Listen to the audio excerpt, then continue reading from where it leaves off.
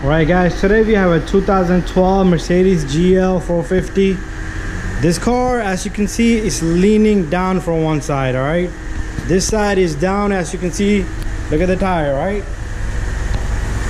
And you can hear down there, there's an air leakage in the system. The shock is leaking itself. So what I'll do here is, so we can check, I'm gonna turn the car off.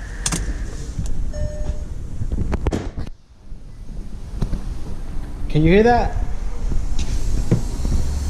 The bag down there is leaking, all right? So the bag, the shock bag, the airbag, whatever you want to call it, is leaking. And that's the problem with this car. So it's not lifting up this side of the car. So what we're gonna do is we're gonna replace this. This is the driver's passenger side front. All right, guys, so let me put this car up on the lift and we'll do this all together.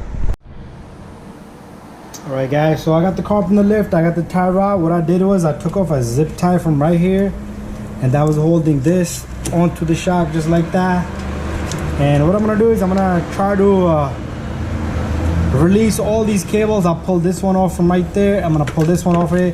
So what's gonna happen is when I remove this bolt up here for the control arm right here, it's gonna come forward, and what's gonna happen is it's gonna give me clearance and not break up these lines. All right, so this should be more than enough, but if you need to go more further, we'll break the tie right down here also. And but meanwhile, let's not do that. All right, so guys, I'm gonna go get more tools, and before that, I'm gonna spray down the, we have to take off this linkage here, and also upper control arm ball joint, and also the main bolt down here has a nut on the opposite side.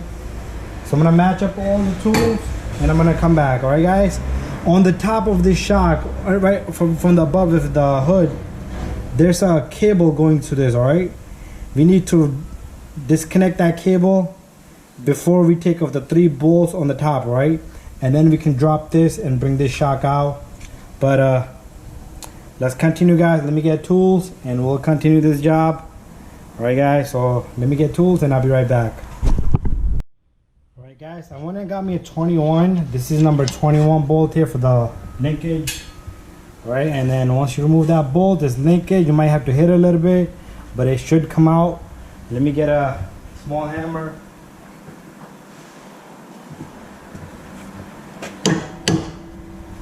Might have a load on it, but all right, give me a moment. I'm gonna take off this tie rod also. So let's start off with taking off the tie rod, because it's gonna give us a lot of space to move around. All right, so what I'll do is I'll take off this tie rod, and this is not a 21. All right, so the bolt on the tie rod might be a 22. So yeah, it's a 22 millimeter socket.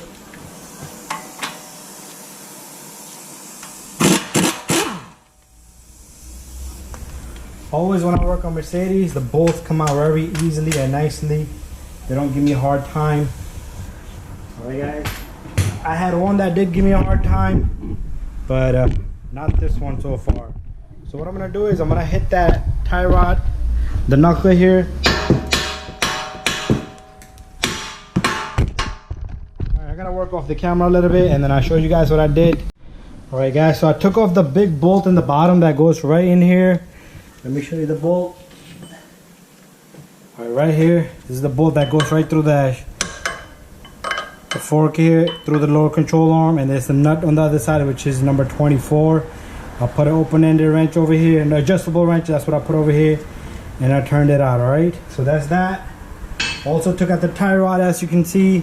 I took off both the bolts on this linkage because it gets stuck in there. Once you remove the bottom one, it frees it up a little bit. All right, so do that guys. All right, take off both bolts for the linkage. As you know, we got the bolt, everything out, so this is pretty much loose. What I need to do is take off the 21 off this control arm. All right guys, so let me face the camera up a little bit. So I'm gonna take off this 21 right here.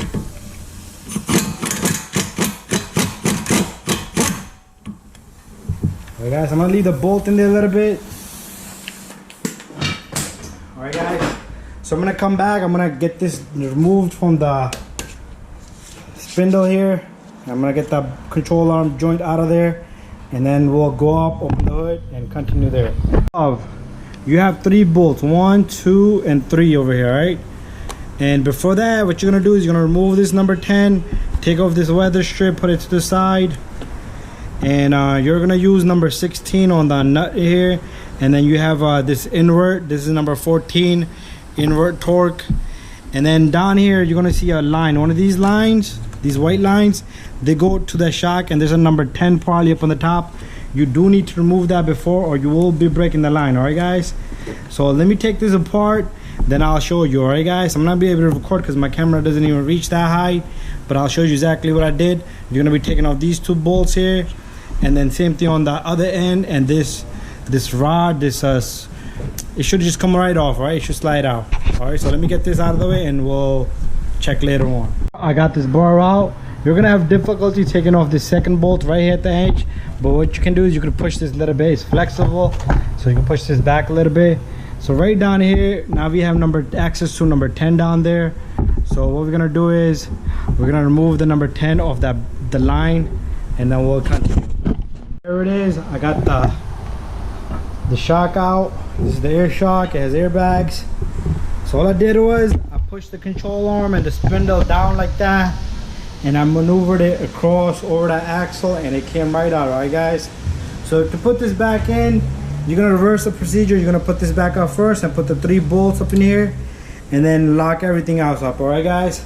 So if you need help, if you have questions, please let me know, and please subscribe, and I'll see you on the next one. Bye bye.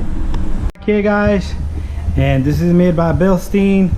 All right, guys, this is always match up everything, and it comes with a new fitting up here.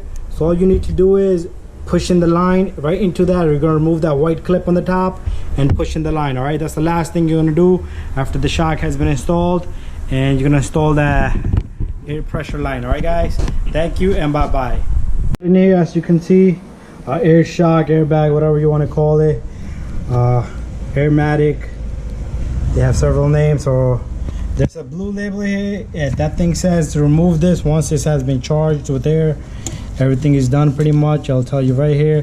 So I'll do that at the end after it has been charged with the air pressure. All right, guys, so I tightened everything down there. Everything is good. I got the tire back on, and I'm done. All right, guys, and that's it, guys. Thank you. Subscribe. Bye bye.